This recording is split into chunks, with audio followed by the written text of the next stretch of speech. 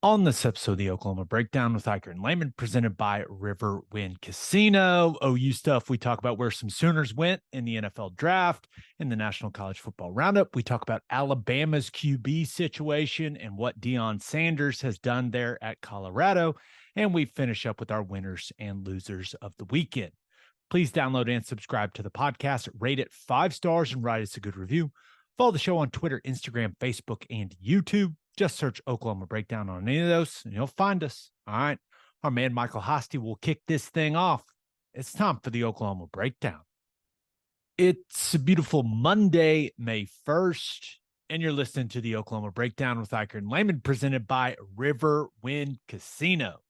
Riverwind is Oklahoma City's premier casino experience, and there are so many reasons why Riverwind is consistently voted OKC's #1 casino, but it all starts with their amazing variety of gaming thrills and excitement. Riverwind's beautiful award-winning environment plays host to more than 2,800 of the latest electronic games with a huge selection of table games, including blackjack match roulette, and Teddy's favorite, craps. No matter what your game, Riverwind has it in spades and hearts. And to learn more about their gaming promotions and entertainment options in the month of May, all you got to do is visit riverwind.com. Riverwind Casino, simply the best. Now recording this Sunday afternoon. Please leave us a 5-star review and a nice comment. Ted Lehman, how we doing, buddy? Fantastic. I'm doing great. How are you and family doing? Family is good. Ikard party of 4 officially. Yeah, it's different, man. I don't want to spend too much time on it. I know people listen to this podcast for the football content, the sports content, but yeah, little guy wasn't so little. Yeah, you think? Came out 9 pounds 8 ounces, 23 inches long, and we were like, whoa, okay, big guy, crazy, huge. A cool. Very large baby, but do want to say thank you to the tremendous staff there at Mercy Hospital. Just took amazing care of my wife and my son, and took good care of me, Ted. So I mean, I saw your nice digs there next to the bed. Yeah, I had the like classic chair, right? And then when we moved into the recovery room, so if you haven't had a kid out there, like, you do not stay in the same room the whole time, or at least that's not how it has gone down for us the 2 times we have had children. There's like a labor and delivery room, and then they move you to a recovery room. In the recovery rooms where you get the bigger couch where you can sleep on. And my setup was pretty solid, but the chair in the labor and delivery room, I was very comfortable the whole time. Yeah, well, comfort is key. Typically not your comfort, but if you can find it somewhere, that's a big bonus. Yeah, no, it's great. And things are going well. So far, awesome. So good. Little guy, very frequent pooper, frequent pooper. So we're working through that, but he seems to be thriving. So we're good, man. Thanks for asking. Awesome. That is awesome. That's good stuff. I'm sure things will get a little more challenging as we move forward, but so far, so good. Let's talk about some OU football. And before we talk about the 5 guys that got drafted, a few roster updates. The spring portal window closes today. So maybe we end up getting some more news tonight or tomorrow that more guys have entered the portal. But so far, really not many guys for Oklahoma have jumped in. And just a reminder, the portal window closes today, but that just means you have to have your name in the portal by today. It doesn't mean that you have to pick a school yet or where you're going. You just have to have your name in there if you want to have it in there. And right now, Corey Roberson, Jamarian Burt, and Damon Harmon, those are the 3 names. We talked about Jaden Davis last week. Any surprises, Ted? Right? It doesn't not to say that those guys, especially a guy like Damon Harmon, couldn't have contributed, but I wouldn't say those are significant losses. You know what I mean? Right. Yeah. I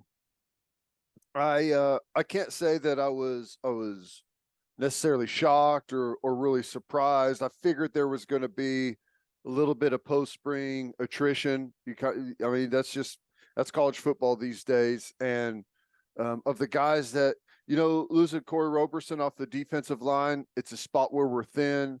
Hopefully we're able to maybe add a guy in the rotation here late in the portal. Don't know, but Harmon is, to me, the guy that was really in a pretty good position, was competing, was out there making plays in the rotation. So not a big shock. I think those guys will catch on somewhere, but really in the secondary, I feel like we're so deep in the secondary right now that again, not to say that it doesn't matter, but we should be able to absorb that pretty effectively.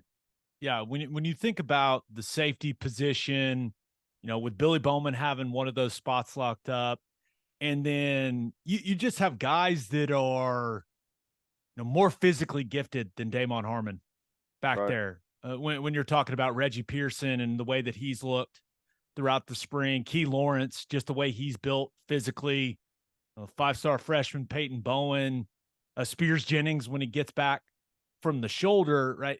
Harmon is, and he started some games last year, but Harmon is just not, he doesn't have the measurables that those guys have, right? Kind of a slider guy. That's not saying he can't play, but it just seems like when you look at that safety position, even when they go to their 3 safety stuff, you look at it, he's probably at best the 5th safety. And you're hoping some other young guys kind of are going to surpass him that have that better measurables. So I completely understand him jumping in the portal. I think it makes all the sense in the world. Yeah. Nope. Yeah, it does. It's not a good thing that he jumps in the portal, but it's a good thing that we have such depth there that we can overcome losing somebody like that. It's crazy. I can't think of the last time we've been this deep in the secondary at really corner and safety. Throw Cheetah in there if you want, but we're in a really good spot back there right now. That's a good thing. Yeah. All right. So those are the guys going out as of this recording, right? Roberson, Burt, Harmon, and Jaden Davis coming in so far. One guy that can absolutely fly, Brennan Thompson. And it feels like it should be illegal, maybe a strong word. It kind of feels like it should be illegal, though, to go from Texas to Oklahoma. But hey, that's college football now, right? So he's transferring from Texas to OU.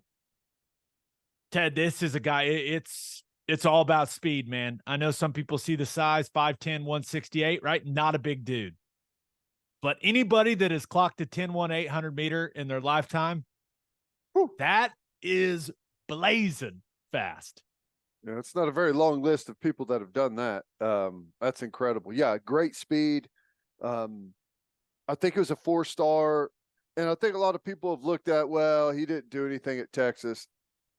He was there 1 year. He was not an early arrival. He didn't show up until I guess the summer or fall camp. They're pretty stacked at wide receiver, right? And then he ran track and didn't participate in spring ball, I believe, this last go round. So I'm not going to draw anything about what he will or won't be based off of his time at Texas. Just know that he was a highly recruited kid. He's got a ton of speed.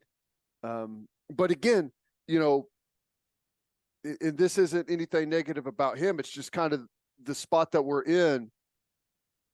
A lot of talent, adding more talent, but no production, right? That's still the thing that we're going to have to, it's going to be a prove it situation for pretty much everyone in that room. Yeah. Talented, but unproven, right? Mm-hmm. I mean, that's just the case with Brennan Thompson, but give me all the vertical threats we can get. Yes. Do I wish he was 6'2"? Absolutely. I do. But when you think about Marvin Mims moving on, right? and the hole that is left when it comes to stretching the field for this offense, right? We've talked a lot about what Andrell Anthony can bring, right? And he's got speed, but you can't just have one of those guys, right? No. Like you got to have multiple. And if all Brennan Thompson does is come in and take the top off of defenses and make him, even if he just is making them feel threatened by the deep ball, like that affects the run game so much in the way that defenses have to play you. When a guy like that is on the field, yeah, I'm not gonna throw a party until I see the guy catch some passes in crimson and cream. But it is a good thing to get a guy that can run this fast, right? And we'll see what Levy and Emmett Jones, what they're able to do with them. You know, so just a brief look inside the window. As teams, offenses are always, you know, they're running different personnel in and out. There's someone up in the box. Let's say there's one tight end, one running back, and 3 wide receivers that are out on the field. They know the personnel grouping, right? If one receiver goes out and a new receiver comes in, no change, right? If a tight end goes out and a receiver comes in, we've got to change now, right? Now we've got 4 wide and a running back. So a lot of times it's just what position do they play and are they coming in and out, right? You have to have a plan for 10-1. When 10-1 jogs onto the field and another receiver jogs off, like it's not just a one wide receiver in, another wide receiver out. 10-1 speed is defensive coordinator like has a highlighter on his sheet. Like when this guy's in the game, we have to change some things that we do. That's what I really like about this spot is, you know, that's not just speed. That is elite world-class speed, and you better have a plan for it. So that'll change the picture for what teams do defensively against us. Yeah. So it's going to be interesting to see, hey, if Brennan Thompson is a factor right away, right? He's got to come in. He's got to learn the system. But I think Levy will figure some ways out to get a guy that fast on the field. Like just a simple package of, hey, this is what you do on these plays. We're going to put you in motion, right? They did a lot of that with Mims, right? To not put him in spots where he's got to get off press or anything like that. You don't see nearly as much of that in college as you do in the NFL, but they're going to move this guy all around. And you think about all of the speed sweeps that they like to hand. This dude can get around the corner, man. I mean, yeah. You can get him the football in some pretty easy ways. It's not rocket science when a guy is this fast.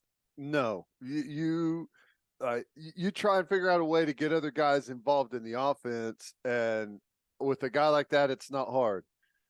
Get him moving and get the ball to him, right? If you're handing it to him and he's going lateral, fine. If he's going vertical and you're throwing it to him, fine. Just do what you're here to do, and that's run. Yeah.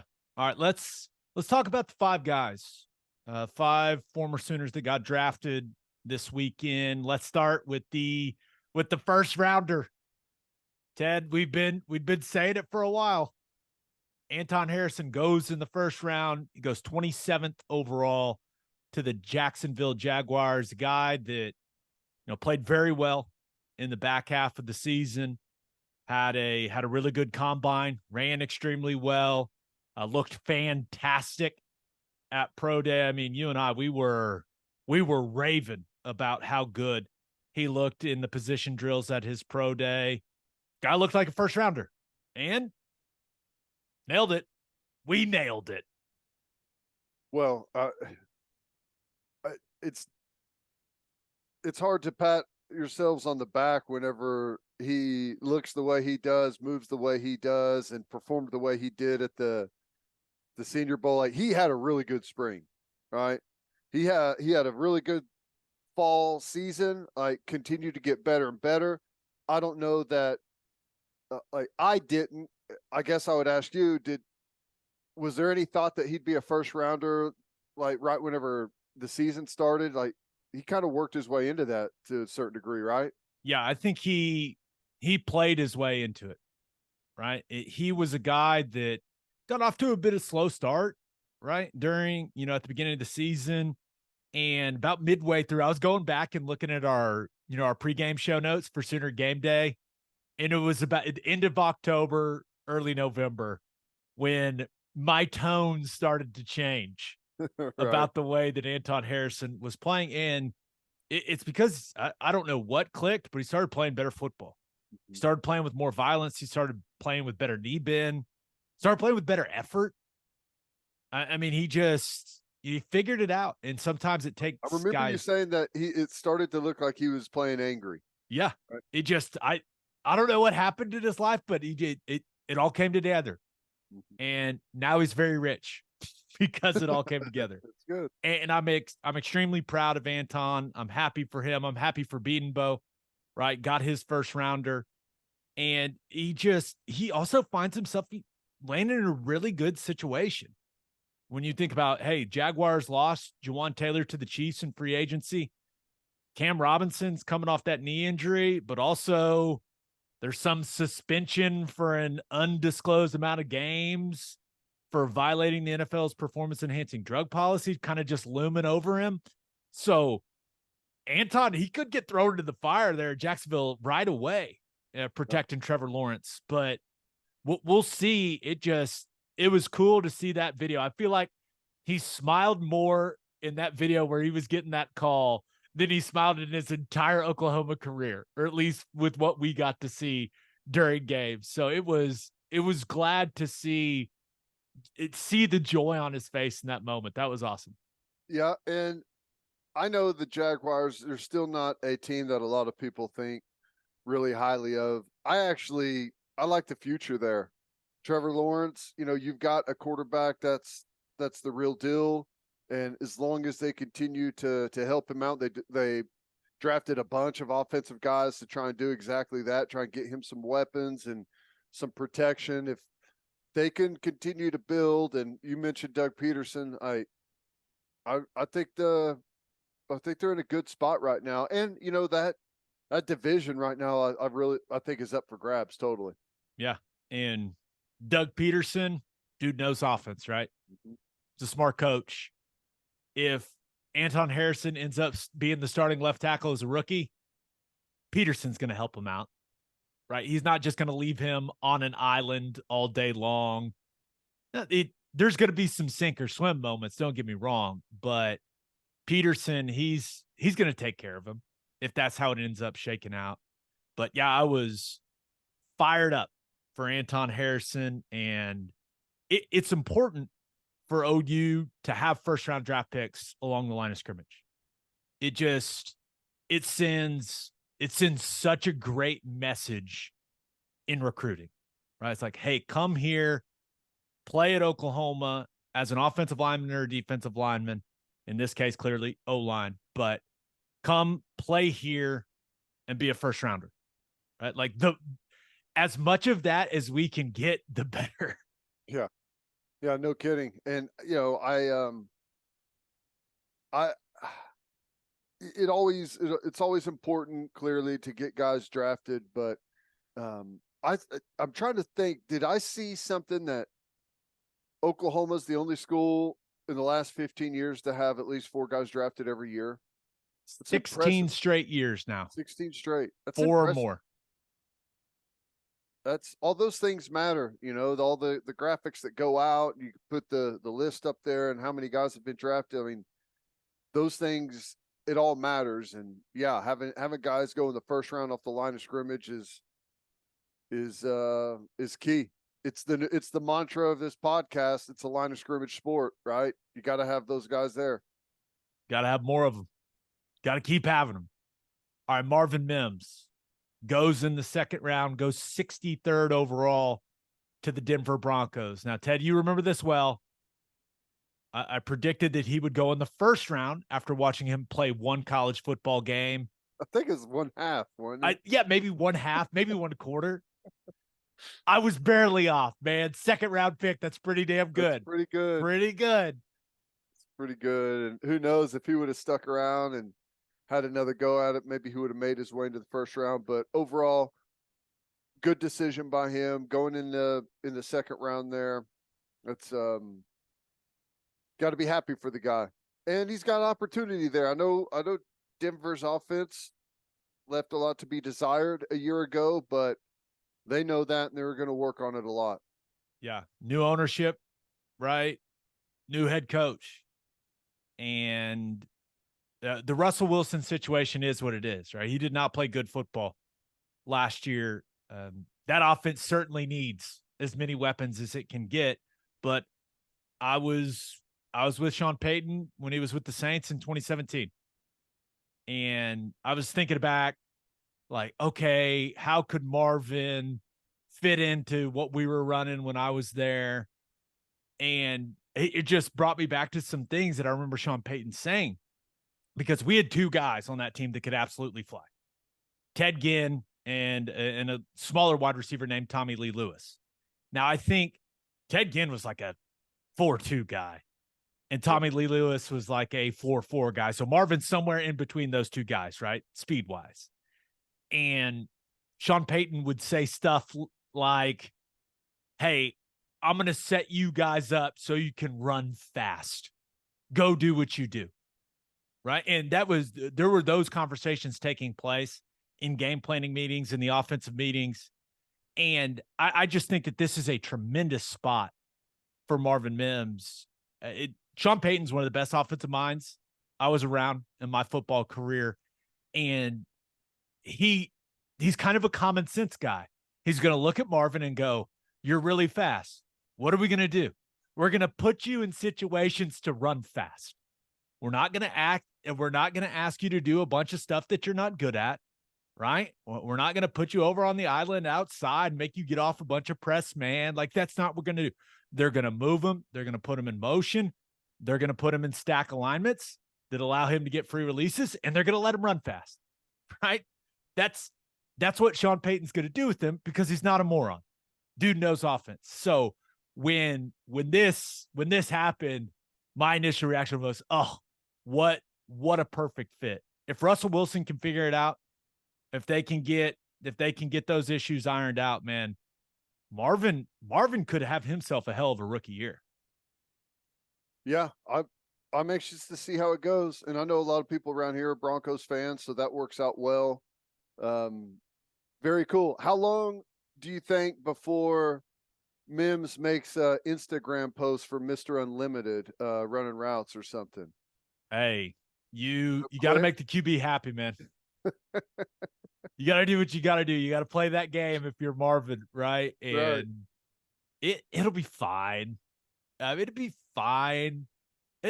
Russell Wilson, he seems like a likable guy, right? You could probably likable to who?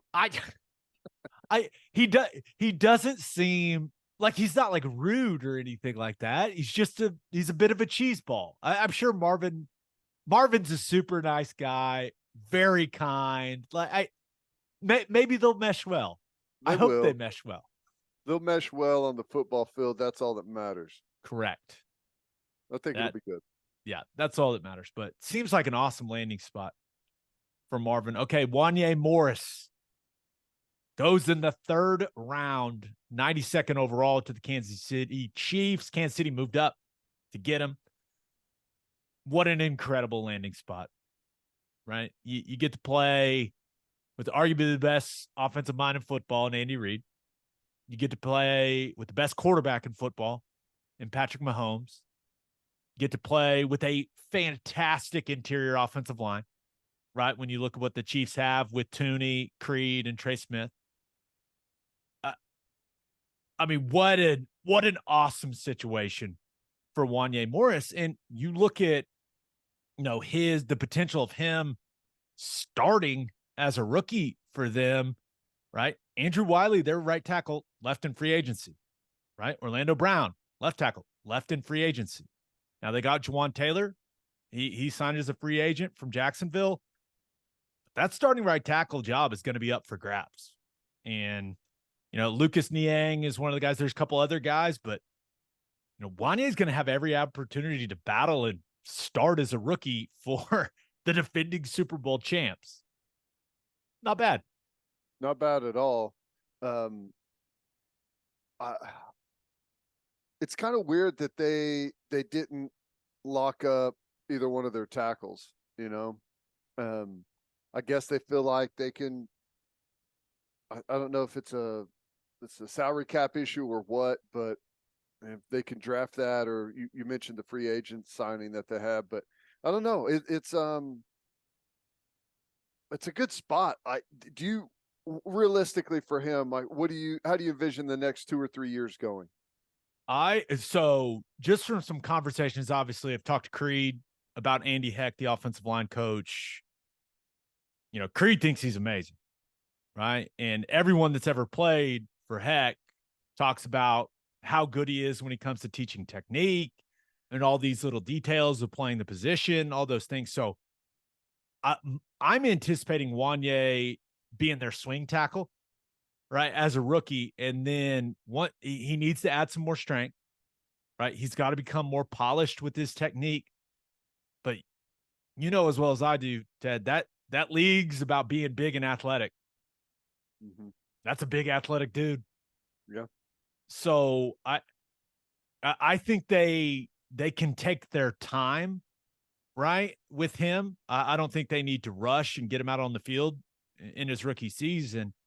But we've said this a lot. I think he's going to be a better pro than he was a college player because he won't have to worry about all the other stuff. So if he can get focused on adding strength, improving his technique, he should be in good shape, especially. I mean, you talk about the leadership in that offensive line room already, the leadership on that Kansas City Chiefs team. You got no choice but to fall in line, man. Yeah, that's why it's probably the best possible landing spot he could have had. Just even the situation at tackle seems to be perfect. Get a little bit of chance. You'll be needed to be ready to go on a week by week basis, but maybe not thrown into the fire right out of the gate. So yeah, I like it. You know, I was pretty surprised like how everything went for him, but people were really happy with the way he performed at the Senior Bowl, and it just looked like it was going to trend this way. So not that I knew anything, but just kind of by listening to you and some of the people around it, it felt like he was like third round was probably where it was going to be. And, whenever I was saying that I think he gets drafted before Eric Gray, a lot of people were like, there's no way, you crazy? So we had some inside information on that whole thing. Right. Like, let's be real. But it's just, it goes back. Anyone that's confused about Wanya Morris being drafted ahead of Eric Gray, there's such a huge difference in the positions that they play and where they're valued among decision makers in the league. Offensive tackle is a premier position in the National Football League. Running back has become quite possibly the most devalued position. It's wild. Yeah. I think that's the truth. So it shouldn't take you that long to figure it out, right? There's also there's not a lot of people on the planet that are Wanya's size and can move like that. They're just not. Mm-hmm. Right. So you get a guy that has that size and that athleticism, and an offensive line coach as good as Andy Heck says, hey, I can sharpen it a little more, right? I can sharpen it a little more, and we can improve the strength. Like it's all about Wanya's potential and what he can be, like what his ceiling is. If you go and watch his highlights of the season, there's not a tackle that has a better highlight reel, really. Like his flashes where you were just like, damn, that's a first round pick. But the consistency, the technique, that's what's going to need to come along for Wanya, along with the strength. And just an incredible landing spot. Yeah. It couldn't be much better, man, honestly. I agree. Hopefully he handles his side of it, because we know the other side of it's going to be handled. There's no doubt about it. All right, Eric Gray. Eric Gray goes in the 5th round, 172nd overall to the New York Giants. And I feel like I just repeat myself, but this seems like an awfully good situation for Eric Gray. clearly Brian Daboll, who, by the way, did you see him rip that vape in their draft group? No, I didn't. It was so funny. It's just like, just Nice. getting a little hit real quick. Doesn't that But come on the heels of him like cracking beers and stuff at like 9 a.m. at the the NFL coaches with just a convention thing? ridiculous sunburn. Yeah, that's right. Yeah, he seems like the man. But and clearly Daboll knows what he's doing right on offense. That's obvious. But Eric Gray, it looks like he's in a situation now. I mean, he's going to have to earn it, but Matt Breida he was their backup running back last year. Daniel Jones was their second leading rusher. Yeah. It's quite possible Eric Gray is walking into a situation where he's going to be Saquon Barkley's backup immediately. And we all know how I don't want, Saquon's had his fair share of injuries, right? He's missed some time. So, I mean, he's got a good chance of walking in there in New York, a team that's got some momentum, some juice from a successful year one under Daboll, and immediately is their RB2, man. It's a pretty damn good situation. Yep. And he's it seems to be the kind of guy that would fit what they want. He could do a little bit of everything, and they've got an offense clearly that is going to feature the running back a lot in a lot of different, situations, a lot of different alignments and opportunities. And he's a guy that can do a little bit of everything. So I would say he fits nicely. Yeah. I mean, when you think about what he can do out in space, right? All the screen game that they work in, they throw the ball to the running back quite a bit in that scheme. I looked it up. Saquon had 57 catches last year. Mm-hmm. So, I mean, it feels like a very, very good fit for Eric Gray there in New York. Brayden Willis got drafted. Ted, I was getting a little nervous, but it's a great spot too. I saw all of the picks that San Francisco had in the 7th, and with the conversations I had with Brayden at Pro Day and then at the spring game, he felt very confident that San Francisco was going to be the landing spot. Ends up going in the 7th round, 247th overall to the San Francisco 49ers. And when you look at it, another great landing spot. I don't think there's a better landing spot in the NFL for him than San Francisco. Yep. I think it's perfect.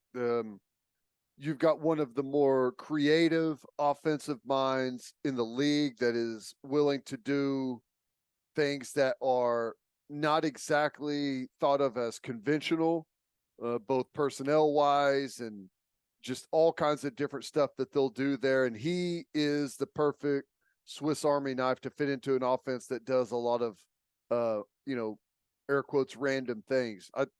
I think it's perfect for him. I loved it. I think he needs to start studying that playbook right now because I looked at their roster. They don't have an established backup behind George Kittle, right? At that tight end position. And they don't have a backup for Juszczyk at the fullback spot. I'm assuming that he's got a really good chance of being the backup for both of those. That's a lot of stuff to know, right? With all the moving parts in that offense and with how versatile, especially their run game is. And it seems like it's week to week.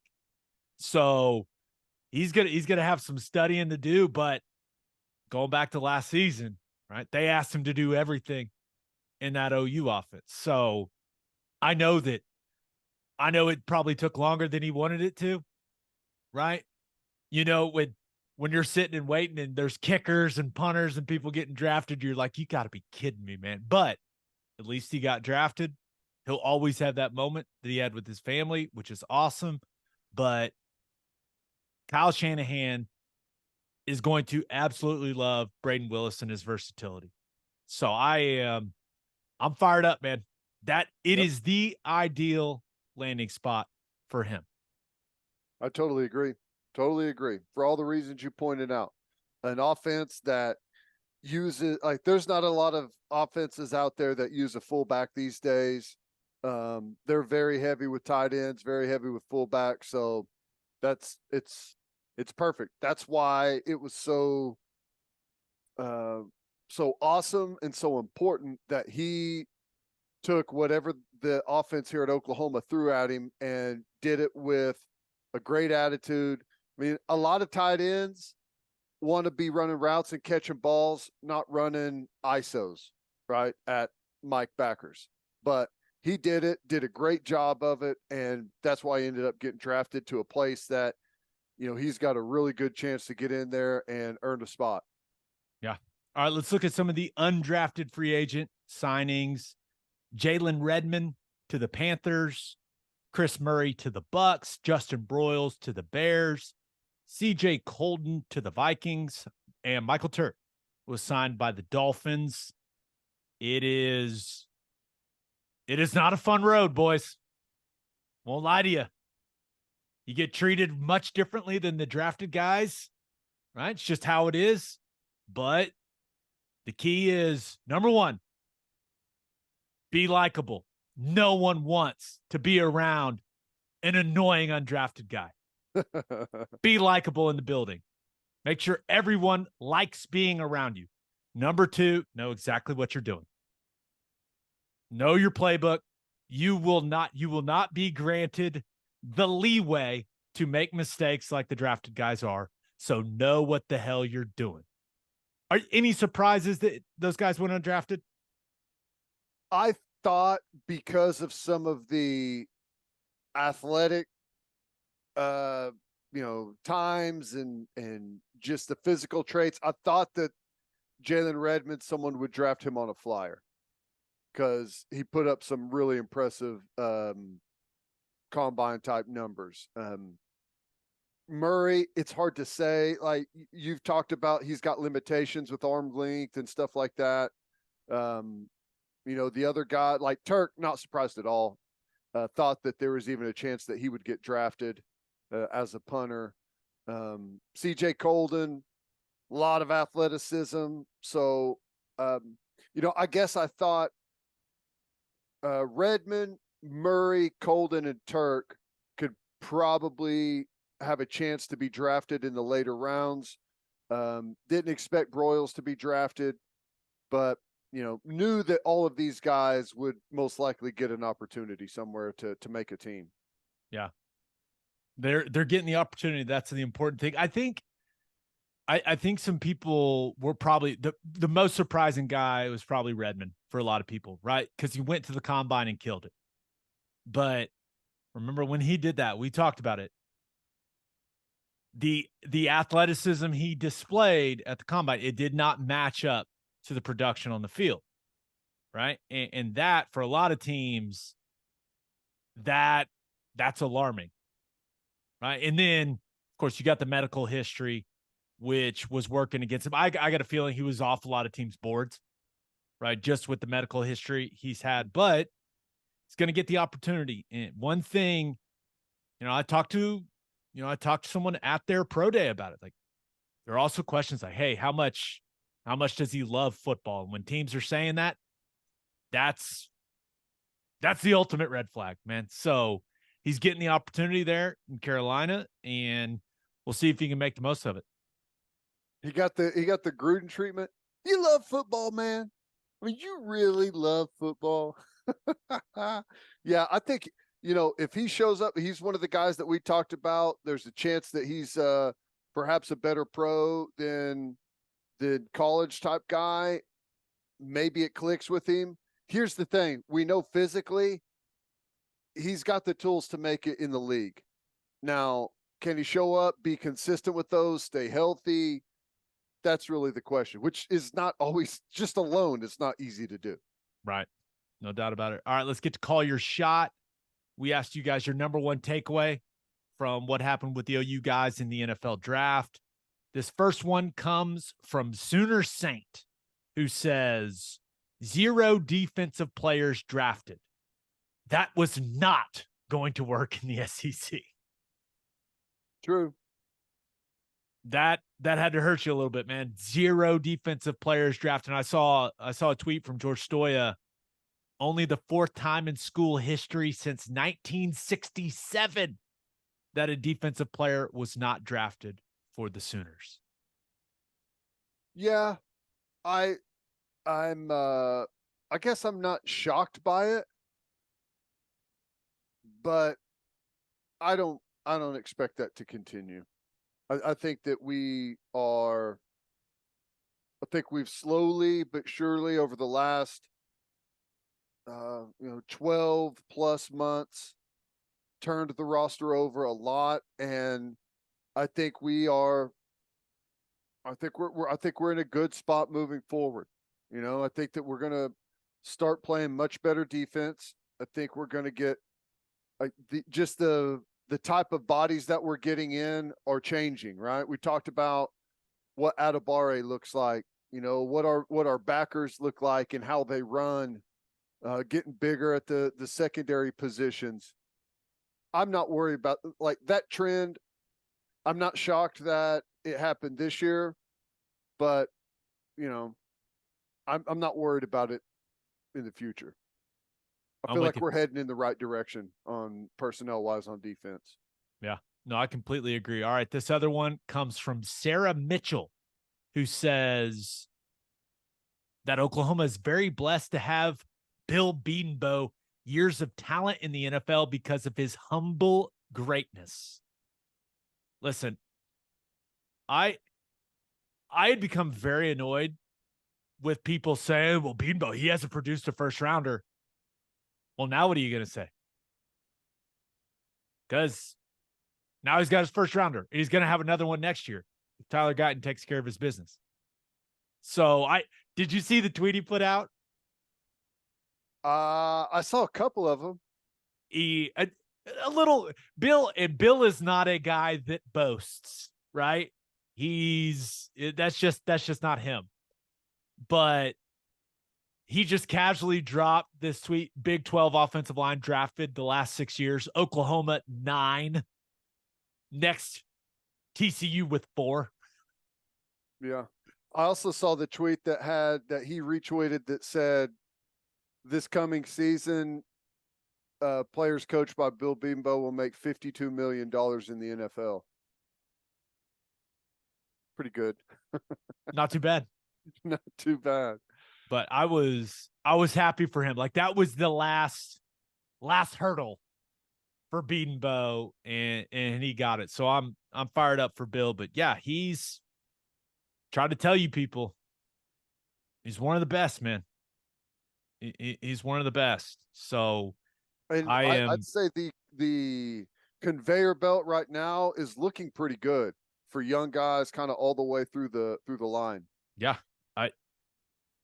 That's crazy. OU has had 9 offensive linemen drafted in the last 6 years. Texas has had 2. I still can't believe the Bijan Robinson's the first round pick that they've had since Vince Young. Yeah, on offense. Yeah. It's crazy. Him in Atlanta is going to be fun, by the way. Yeah. That's going to be fun. All right, birthday shout-outs. Happy 3rd birthday to Jacob Corbett. Happy 33rd birthday to Brandon Morgan.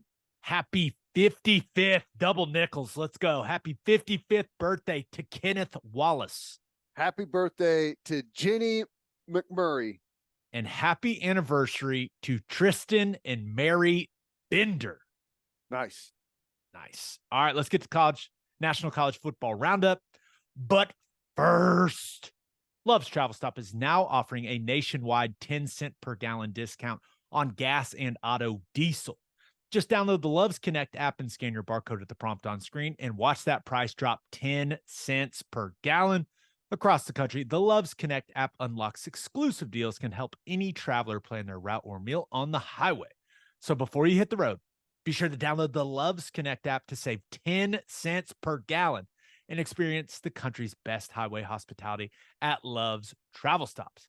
Love's also has you covered if you forget your phone charger or headphones with an expanded mobile-to-go zone. And of course, don't forget to grab yourself some of that delicious Java Amore. Opolis Clothing is the exclusive home for all of our Oklahoma Breakdown merchandise and is the best place to get your OU and OKC Thunder gear as well. If you want to live your life in buttery soft comfort, go to opolisclothing.com. That's OPOLIS clothing.com. Use promo code TED, TED, for 10% off your entire order. That's opolisclothing.com. Use promo code TED for 10% off. Buttery soft and 10% off. And hey, you hungry out there? Hey, maybe you ran the Oklahoma City Memorial Marathon and you should treat yourself tonight. Well, head to the garage for hand smashed patties, butter toasted buns, and ice cold beer. The food is fantastic, and it is the perfect spot to watch any big game. Visit eatatthegarage.com to find a location near you and order online from the garage in your neighborhood. All right, National College Football Roundup. Got some catching up to do. Ted, I took self-imposed paternity leave last week. Needed. Much needed. So we got some catching up to do. Let's start with the quarterback situation there at Alabama. Should Alabama fans be freaking out, Ted? No. That QB situation, very interesting. Not great. It's average at best. But here's the thing about, and I understand that everyone is a bit panicked, but outside of maybe Georgia, and it's just a maybe, it's not like a Georgia. Alabama has the best roster in all of college football. They just signed the #1 class in the country, one of the best classes ever. They're going to be just fine. They may not have who we would consider at the moment to be a Heisman candidate at quarterback, but everyone on the team is going to make the quarterback better. I am maybe the only person that's not really worried about it for Alabama. I'm not overly concerned either. And I think, and I'm not trying to say that Oklahoma has been on the level of Alabama, right? Because that has not been the case, right? Right. Georgia has taken the belt, right, of college football. You got to say Georgia's the best program right now. They're back-to-back national champs. There's just no debating it. But Alabama has been the power of college football for quite some time now. But it feels very similar to OU's quarterback situation, right? Because Bama just had one hell of a run. That's right. Right at quarterback. Remember, it was Hurts. Then Tua took that job. Then it was Mac Jones. Then it was Bryce Young. I mean, we're talking first-round draft pick after first-round draft pick. And now you look at it, Tommy Rees comes in, gets a good look at both Jalen Milroe and Ty Simpson throughout spring practice, and they ultimately decide, I don't know if this is it. And you have to assume that, I would never accuse anyone at Alabama of tampering, but somehow the message was relayed to Notre Dame's starting quarterback from a year ago, Tyler Buchner, that, hey, we could use your services down here in Tuscaloosa. And he just happens to enter the transfer portal there from Notre Dame and is now heading to Alabama to reunite with his former offensive coordinator. Funny how that works out. But Bama's had one hell of a run at QB, just like OU had, right? Leading up to, there was Rattler, but Rattler wasn't awful. But then it was Caleb Williams, and then it got to Dylan Gabriel. Is this kind of like the Dylan Gabriel section of Alabama's run at QB? Like, we haven't seen a bunch from Ty Simpson, certainly, and we've seen very little from Jalen Milroe. Yeah. I don't know. I don't know what those guys are like. And obviously it's a situation that people are, the way Saban talked about it is he was pretty critical of those guys and the fact that they've got a quarterback transferring in at the time they do from where he was, like, says that they're really worried about the quarterback spot. But and I'm not saying that he's not any good, but whenever the rest of your roster is as good as Alabama's is, just look at Georgia.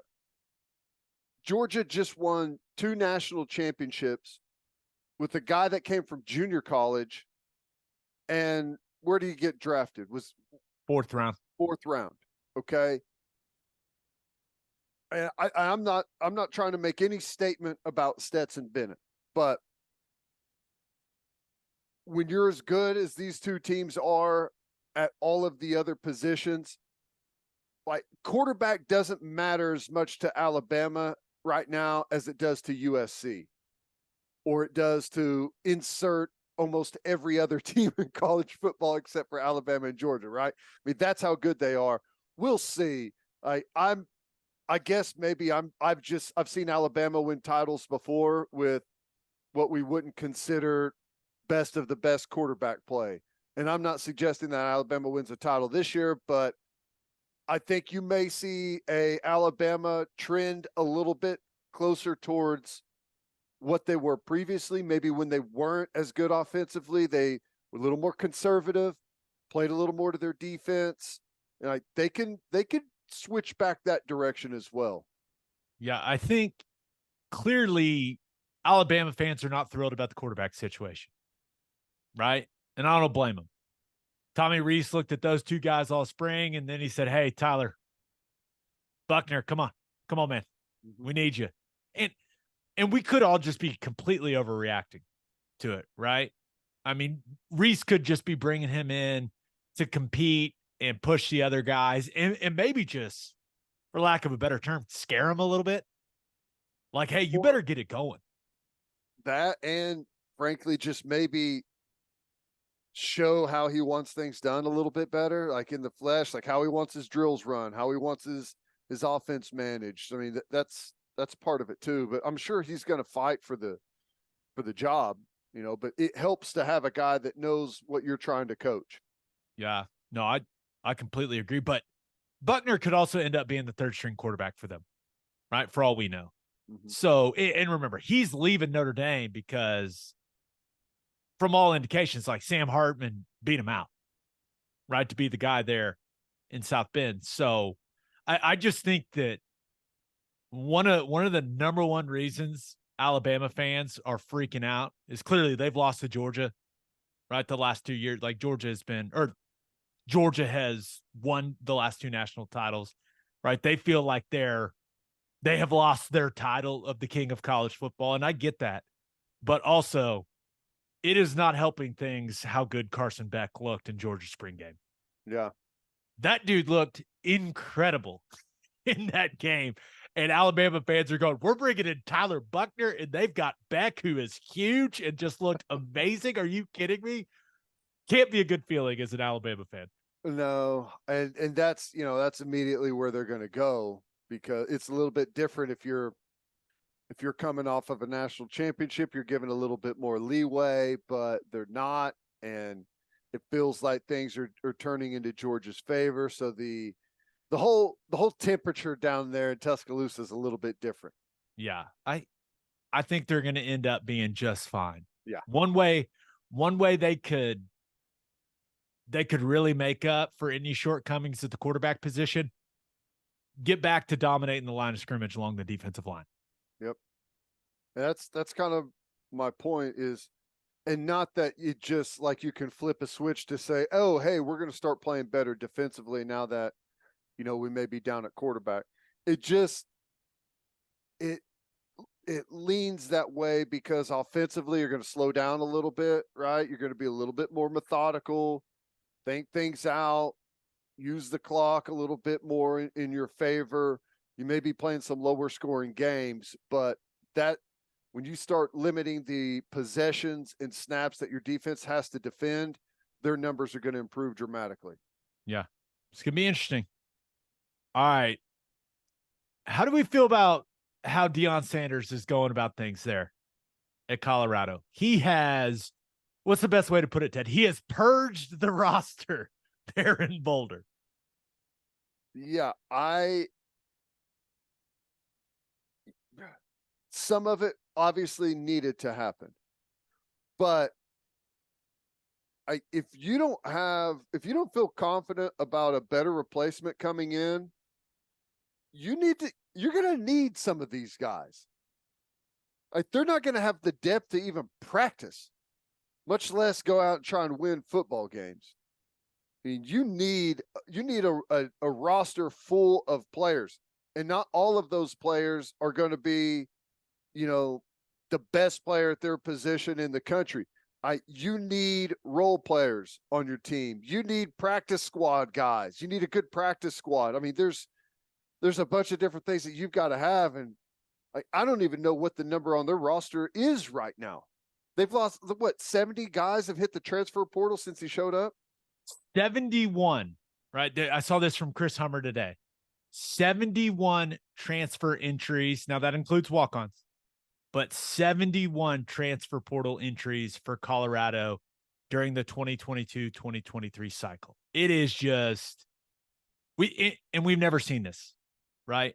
In college football. And I do think, he's cut players, right? That's what he's doing. He's cutting players. And it is completely within the rules. And just a reminder, all right, this is something a new coach comes in, he can do this. Just a reminder, these guys, they have the choice to stay at Colorado and keep their scholarship, right? And get their school paid for. They're not just getting kicked out of school. That's not how it works, right? They have that choice. They just can't be part of the football team anymore. So it is what it is, but it's not like they're having their scholarship ripped from them and they're just being thrown out on the curb. That's not what is happening here. But I think it makes a lot of people uncomfortable because this is the most business-like decision-making we've ever seen from anyone in college football. This is as business-like as it's ever felt with what's going on at Colorado, because, man, we don't bat an eye when an NFL roster goes from 90 to 53. Don't bat an eye. Nope. It's, hey, you should have been better, right? It just feels different with it being college kids, even with, how much power college football players have now with the portal and with NIL. We've just never seen something to this magnitude in college football. And it's just, people better get used to it. I'm not sure anyone else would be able to pull it off the way that Deion Sanders is being able to pull this off. But it is what it is, man. It's uncomfortable. There's no doubt about it. But that team also sucked last year. They had the worst roster in the Power Five by a lot. Well, they're going to have the worst roster in the Power Five again because they're just not going to have any numbers. Right. He's going to be able to perhaps go to the transfer portal, but the vast majority of the transfer portal it's not like the top quality out there. Frankly, it's mainly guys who have been told you're not going to play here. Right? Dude, he referred to these guys as old furniture. He said in order to bring the new furniture in and make space, I got to get rid of the old furniture. I mean, he is looking at these guys as like assets. It's undoubtedly, I mean, it's the NFL approach, right? You're an asset. Yeah. That's what you are. Which, that's all fine. But if you're a player that's in the portal from somewhere else, you're also know that you're going somewhere where you're an asset, right? No doubt. And I don't know how that affects him. It doesn't look good, just appearance wise, that there's that many guys leaving, and the reasoning is probably sound. They're just flat out not good enough, and Colorado wants me there because I am good enough. Like that passes the smell test, but some guys are going to see that as, well, I think a lot of those players that are good enough to have continued to play there, and there's several, are leaving because it's not a good environment or something. Right. So I have to see how it unfolds, but I'm still optimistic and curious to see how Deion does for the future, but I think this is a bit much for year one. That's where I'm at, right? And they are, because of cold, callous, whatever word you want to use, like this approach that he's going with, they're losing some players that could help them next season. Right. And maybe a guy like, what's his name? He's got an awesome name. Montana Lamonius Craig, the wide receiver that killed it in their spring game. Like, that's a guy, there's no doubt. Deion wants that guy on their team next year, but he's in the portal. Right. And they lost a defensive lineman I saw that started like 36 games for them. I don't care how bad they've been. If a guy started 36 games for you along the defensive front, you could use him. Yeah. Starting offensive lineman who started a bunch of games for him in the portal, you could use them. Those guys ain't growing on trees, man. Especially on the line of scrimmage. Like that's going to be their most difficult thing. There's going to be skilled guys that want to go play for Deion, right? We know that, but the interior, the meat and potatoes of the football team, that's going to be his biggest, the most difficult thing for him. And if you don't want to start burning the bridges with the birds you have in hand out there. So I don't know. We'll see. I like I said, I'm still optimistic for Colorado, but my optimism for the upcoming season has really dropped somewhere right around 0, especially after watching some of their spring game and spring practices. Yeah. But one of the things, and I don't know how much of a red flag is, like, this is one of those things. I'm going to give Deion 3 years, right? He inherited the worst roster in the Power 5. He's just got that administration there in Colorado, like on the page where, hey, these are the things we got to do to get good, right? He has purged the roster, right? So I'm gonna be fair and give him some time, but when you do it this way, if they just get destroyed all of 2023, I mean, people are gonna be very, very critical of the way that he's gone about this. I mean, very, very critical. And especially the guys that transferred. Like, he had guys that he brought from Jackson State with him that have hit the portal, right? And that Arkansas State tight end I saw today, who he's already in the portal. So there are guys that he wanted, that he brought, that said, hey man, no thanks. That's what I'm saying. Like, I don't know how much of it is, like, there's obviously guys that they've told, we don't want you playing football here anymore. But I'm wondering, like, how many guys mixed in that they did want jumped into the portal. I don't know. It does.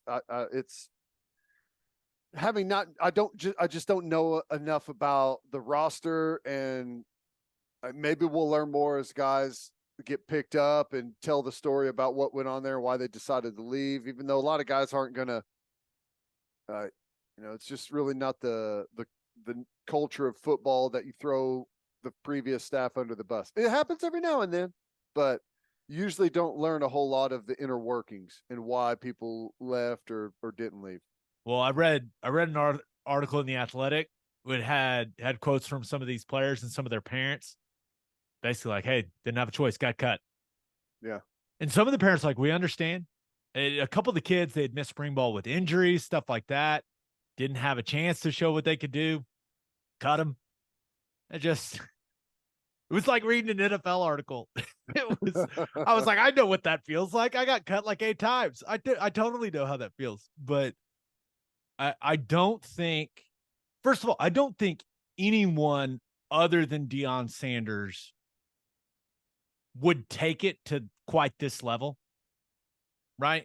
Lincoln Riley, he did some of this when he took over at USC, right? They got a lot of, they pushed some guys out and got some new guys in, and, had a successful year 1, but it wasn't anything close to this. And my hope is that Deion Sanders does right by those kids that he cut, right? Because it's still, and I know he's probably laser focused on building the best team he can build there at Colorado, right? And getting that talent, that talent into the program and building up that roster and winning games. And I totally get that. But you also got to feel a sense of responsibility to help some of these kids you're just cutting loose, like, to help them land somewhere. That's my hope, because he's an extremely influential guy, right? If Deion Sanders calls any coach across the country, they're picking up the phone, right? It's Deion Sanders. So my hope is that he will help as many of those kids that they cut out as possible. Yeah. Right. Because I believe I'm a big believer in right and wrong. I don't necessarily think what he did here is wrong. It's within the rules. It's cold. It's callous. I get it. But I do think it would be wrong if he didn't help those guys as much as he could land somewhere else. Yeah. I think that would be a mistake. Yeah. We'll see if he does, and I know the whole practice film situation was an issue, which I happen to be on Deion's side on the practice film thing. But they made the right decision to start making that film available. Which the problem with that is, like, you don't just click a button and make it available. Like, it's a whole process to get every player. Like, that's a lot of work for somebody. No one is angrier than Colorado's film department right now. That's a lot. Wait, we got to make all these cut-ups for these guys that aren't playing here anymore. Right. Are you kidding me? Hours and hours of work editing. It's a huge undertaking. So I understand why they weren't doing it, but the backlash was there. But whatever. I'm curious to see what he's able to bring in. We won't be talking about this if they're starting to pick up transfer additions left and right from the portal and good players and, building their roster back. It's not going to be that big of a factor. But if they just hit a little bit of a headwind and getting guys in, they're going to be back to asking those players that they cut to come back for fall camp. Yeah.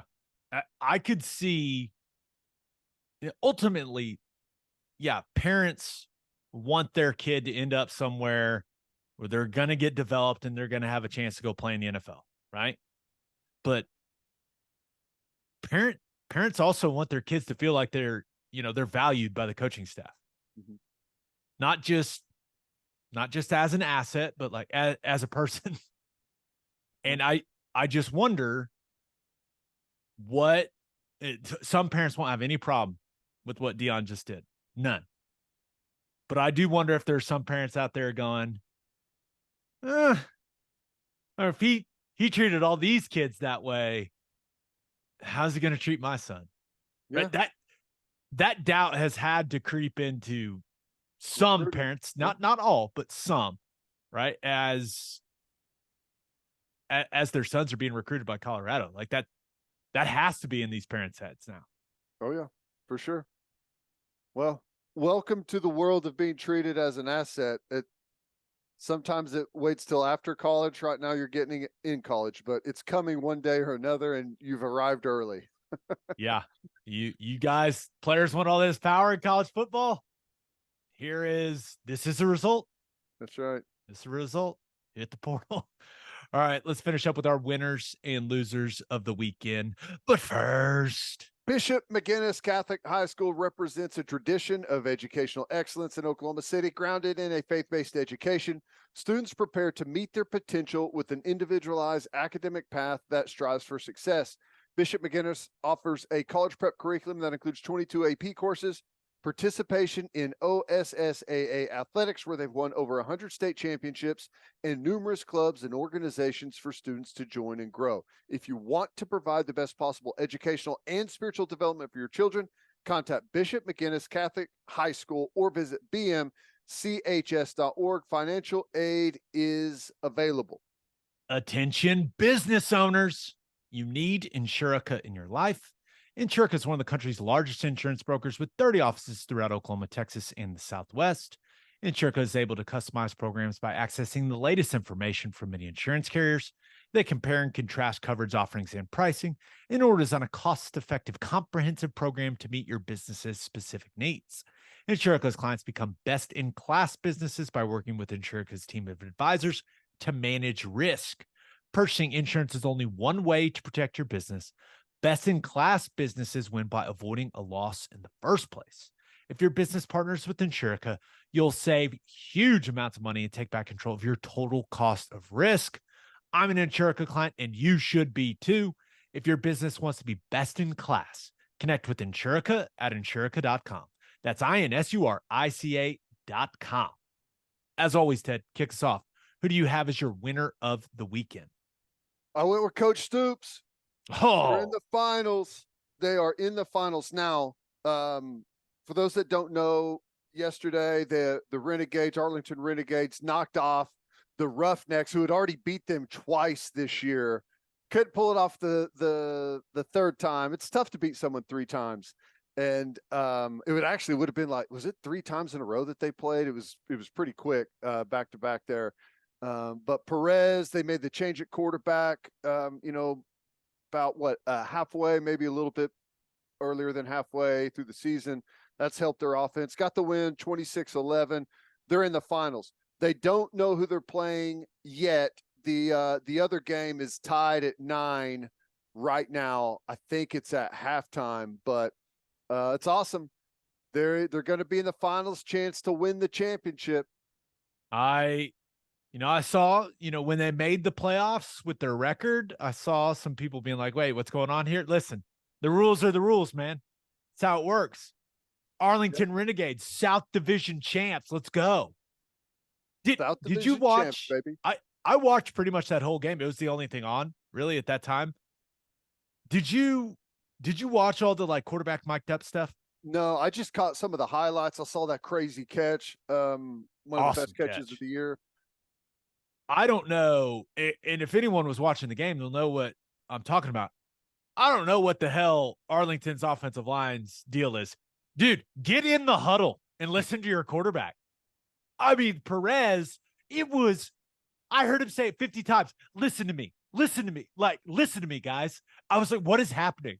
Do they just hate this guy? Are they all what is happening with this offensive line? Why won't they get into the huddle and listen to what the quarterback has to say? It was driving me insane. I was about to lose it on my couch.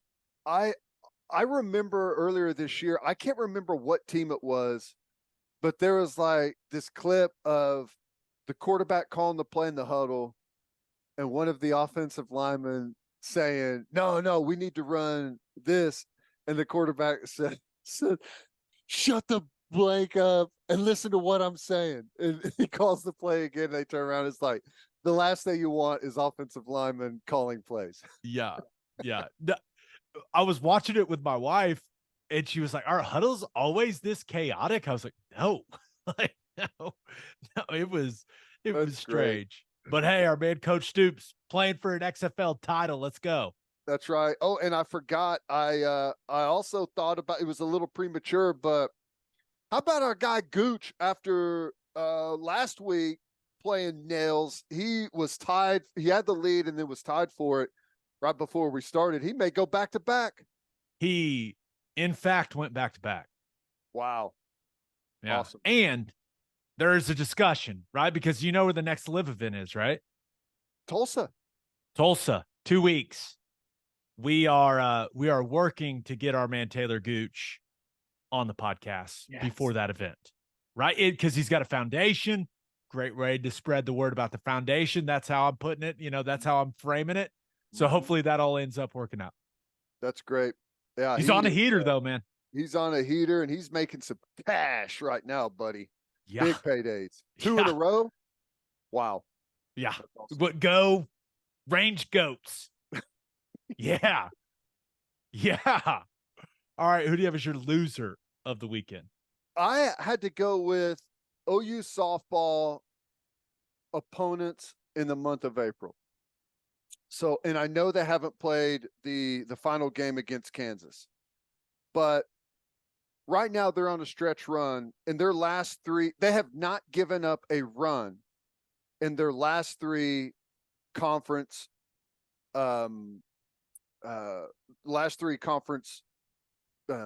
games. Series is the word I'm looking for. What are you? You found it. You found it. Took you a while. It was a long walk, but you found it. Tech, 3 shutouts. Baylor, 3 shutouts. Kansas, 2 shutouts. They've got the final game today. In the month of April, Gabe, in not just including the conference series, because they shut out LSU, and then they played that little tournament or whatever it was where they played Louisville, Miami of Ohio. And if you include the 2 Texas games that started off the even though the series started in March, I'll count it. They are winning in the month of April 91-7 is the score in those games. If you take out the Texas series, it is 87-2,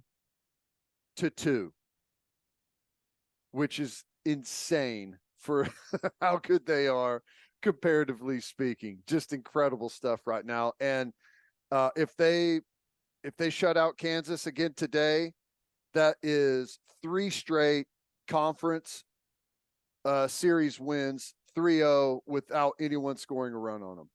Do you want the good news or the bad news first? Good news. Good news.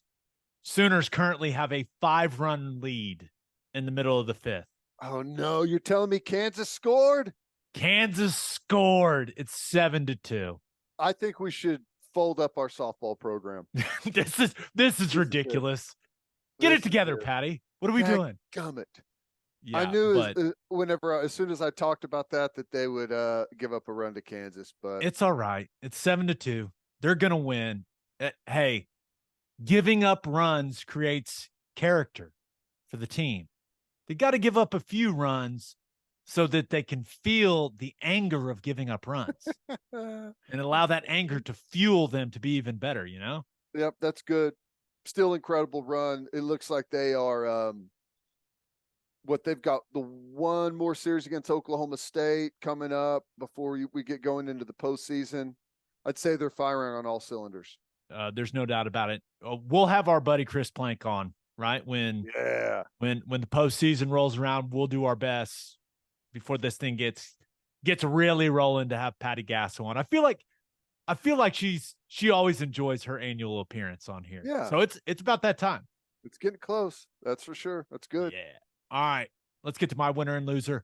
But first, John Vance Auto Group has been serving Oklahomans for 40 years, family owned and operated. They've got 9 full service dealerships in Woodworth, Miami, and Guthrie. No matter what your vehicle needs are, John Vance Auto Group has you covered. They carry domestic brands such as Ford, Lincoln, Chevy, Buick, GMC, Chrysler, Dodge, Ram, Jeep, and Wagoneer. John Vance Auto Group's goal is to give unequaled service and to exceed customers' expectations in every way, which is why they have their lifetime loyalty program. And here's how it works. Buy a new or used car from them. All you have to do is get all of the manufacturer recommended maintenance done at the Vance dealership. And if something goes wrong with the components of your engine, transmission, drive, axle, or transfer unit, they will cover the repair costs. It's a great deal. You can browse their entire inventory or find the John Vance dealership near you at vanceautogroup.com. And First Fidelity Bank is a full-service financial institution based in Oklahoma with tailored solutions for all your personal and business needs. Checking accounts, saving accounts, home loans, and much more. First Fidelity Bank does it all. Whether it's online banking from your computer or mobile banking from your phone, everything is stress-free with FFB. Making mobile deposits, paying bills online, and moving money to different accounts could not be easier. People, make your life easier and go bank at First Fidelity Bank. Visit FFB.com for more information. All right, for my winner of the weekend, thought about going with Lamar Jackson. He's rich. Yeah. 5 years, $260 million, $185 million of that guaranteed with the Baltimore Ravens. They also drafted Zay Flowers in the first round to give him another weapon at wide receiver. Good weekend. Got the deal done. Now, what else are we going to talk about when it comes to the NFL? I mean, now that Lamar's got everything figured out, I mean, that was content, Ted. This was a selfish decision by Lamar. You got to drag it out a little longer, man. Come on. It makes you wonder about the Ravens, though. If they could have got this deal done before Jalen Hurts, could they have got it for a smaller price tag? Yes. So this again goes back to, Well, it takes two to tango. That's true. I do think Lamar, right? You go back to Kyler's deal last year, right? Yeah. And then you look at Jalen Hurts' deal this year. I think it allowed the Ravens, once the Jalen Hurts deal happened, to be like, hey man, that's the real market. Deshaun Watson, like that's the Browns being the Browns. That doesn't exist. Right? Right. That's not going to happen. Right? That's just Cleveland being Cleveland. They're morons over there. Right. And I think Lamar saw what Hurts got a little more and said, yeah, I'm good. Let's do this. Well, I'm tired of it. A quick little bit of arithmetic. After everyone said that Lamar Jackson's an idiot for not having an agent, if you take the standard 3%, he saved himself, if he gets the full $260 million, about $8 million, which is not chump change. No, I would like to save $8 million. If someone wants to give me $8 million, it'd be great. Sign me up. Yeah. I'm all for it. So, yeah, pretty nicely done by Lamar Jackson. It got a little, it didn't get ugly, but it certainly did not play out ideally for Baltimore. But in the end, he's staying there. And I like when quarterbacks stick around, man. I don't know why. I like when QBs are with the franchise for a long time. And I'm glad Lamar Jackson's staying there. I'm just laughing because I'm glad he got the $260 million, because I don't know about that workout equipment thing that he was doing. You don't think that one's going to make him rich? No, I think he made the right decision by keeping it with football. Yeah, probably a good decision. All right, but my winner of the weekend, give me the Denver Nuggets. Smacked the Suns in game 1, right? 125-107 of what should be a very fun series. But man, I watched it, and the Nuggets made it look pretty easy. Mm-hmm. Suns had no answers for Jamal Murray. Dropped 34, looking as healthy as he's looked since tearing that ACL a few years back. It didn't even seem like Jokic was. It never seems like he's trying that hard, but it wasn't like a huge Jokic game either. He only played 33 minutes, had a casual 24 and 19 in 33 minutes. It was strange to see the Suns take so few threes, especially in the first half. It's only one game, man, but the Suns, it's just going to, Devin Booker and Kevin Durant are just going to have to be incredible. Yeah. They're going to have to be incredible, and they're going to have to play insane minutes and be incredible in damn near all of them. I don't know. Denver looked good. Maybe I'm overreacting to game 1 in Denver at altitude, right? You always got to mention the altitude when you talk about a game in Denver. But the Nuggets look good, and the Suns looked like it's just those two guys are just going to have to be insanely good. Well, you know what they say, though, Gabe? It's not a series until the road team wins a game. No, it's not a series until one of the Jokic brothers threatens to kill somebody from the stands. That's whenever it's a series. That's when we know this thing will really be getting going. No, that's when we know it's going. It just, Denver just looks so much deeper than them. And I am not a basketball X's and O's expert, right? I know a little bit, but I don't know as much as a lot of people do. But I know this. DeAndre Ayton is infuriating to watch play basketball. I did see some of the clips of him just kind of standing around. That's him, man. He's huge. He's incredibly athletic. And sometimes it looks like he just doesn't want to be out there. And that does not compute with me. It's like, dude, you're in a playoff game and he just looks disinterested for long stretches of the game. It blows my mind, man. It's unbelievable. Yeah. I saw some of those clips and I was thinking, I would imagine that is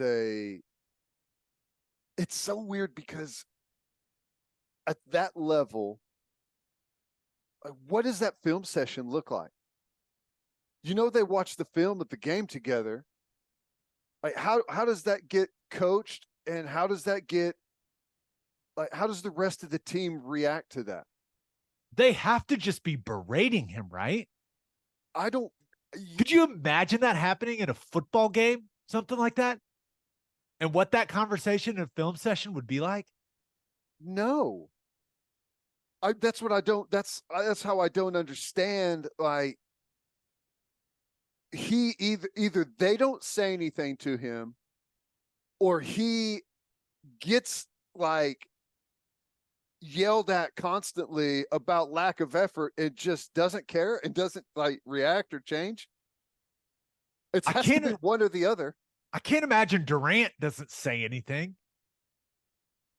I know. Well, that's my point. How does that conversation go down? I don't know. I don't know if Monty Williams and Ayton have the best relationship. Yeah. But well, how could they? If you're playing like that in a playoff game, if you don't have a good relationship with Monty Williams, isn't that your fault? Yes. Isn't he known as like one of the best guys in all of the NBA? People don't watch DeAndre Ayton. You'll just get frustrated. Don't do it. Watch the other guys. Watch the other guys. Should be a fun series, but damn, Denver looked good. All right, for my loser of the weekend, thought about going with the old Tampa Bay Lightning, Ted. Yeah, I'm watching a little hockey. It's playoff hockey, baby. Wow. Lost game 6 at home. Their streak of trips to the Stanley Cup Finals ends at 3. And this is why it's important. The Toronto Maple Leafs, they have finally ended their streak of losing elimination games. The streak ends at 11. Ted, they had lost 11 straight elimination games in a row, and they have advanced in a playoff series for the first time since 2004. Wow.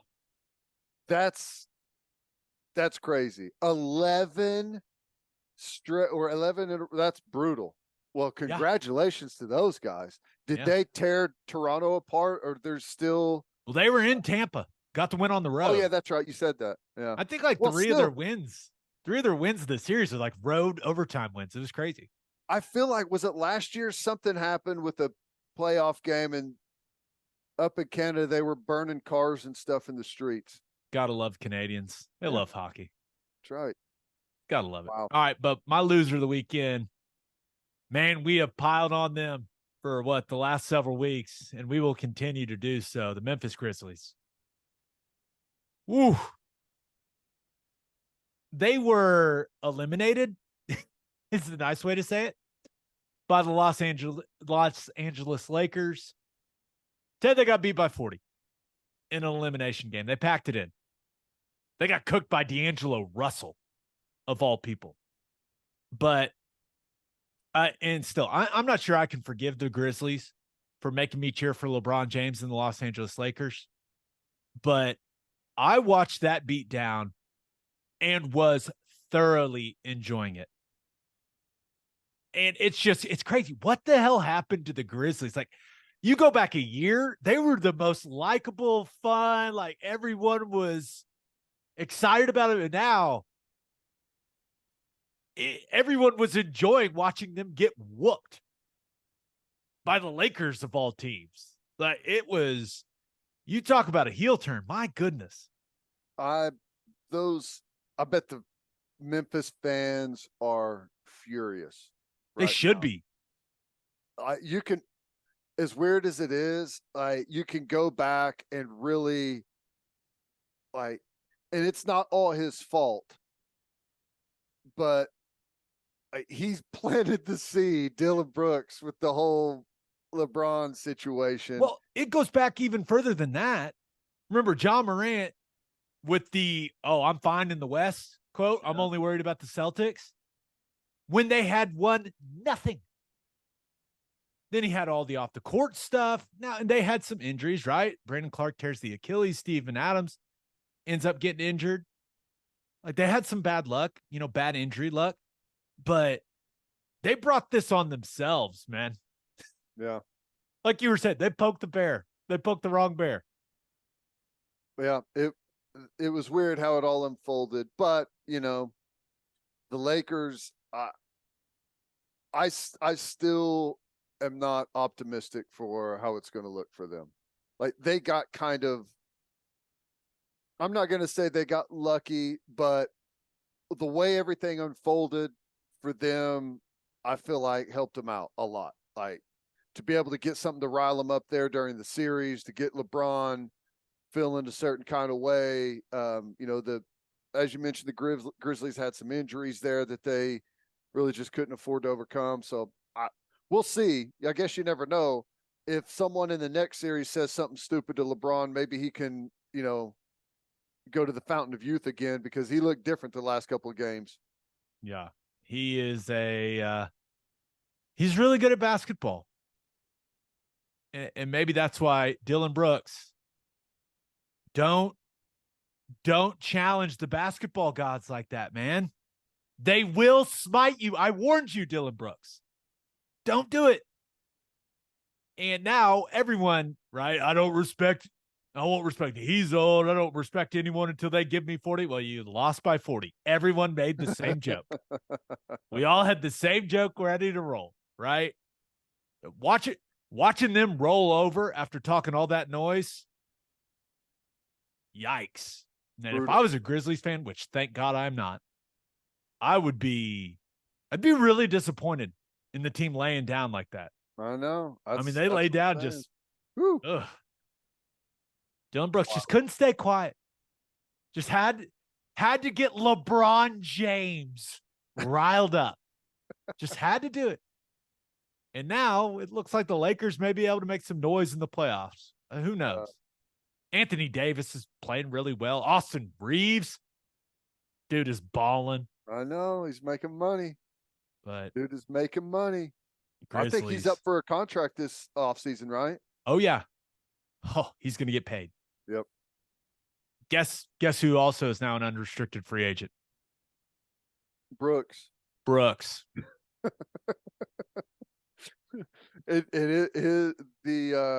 The outlook has changed over the last week or so. Yeah. And how about that? What I kind of feel bad for him. I know talk all that noise and then play terrible basketball and then not own any of it after those 3 road losses that they had. He didn't do media after any of them. I know that. How can you feel bad for that guy? What a clown. Because that's clown behavior, Ted. Talk all that noise, get worked, and not say anything. But the punishment does not fit the crime. The worst thing you can go through is public humiliation for having said something stupid and not be able to own up to it. Like that is punishment enough. But now it's going to cost him a ton of money. Like I don't know how much, but it's going to cost him a lot of money. Oh yeah. That's the part I feel bad about. I don't. It's a lesson. Let this be a lesson to those out there watching. My son's about to be 2 in June. I tell him this all the time. Son, life's about choices and consequences from those choices you make, right? If you eat the mac and cheese, I told you, hey, you have to eat 3 pieces of mac and cheese in order to get the applesauce, son, right? So if you don't eat the 3 pieces of mac and cheese, what happens? You don't get the applesauce. It's simple. It's simple. Life, hey, choices, consequences. Dylan Brooks, no one made you say anything about LeBron James. You chose that path. That was your choice and your choice alone, to call him old and to challenge him publicly the way that you did. And now, with the way that you acted after getting absolutely worked in the series from that point on, you must live with the consequences of your actions and your decision making. It's a good learning experience for him and other young players out there. Save yourself some money.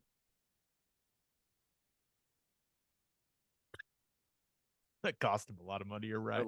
I hadn't really thought about how much, but it's more than 0. I know that. It's way more than 0.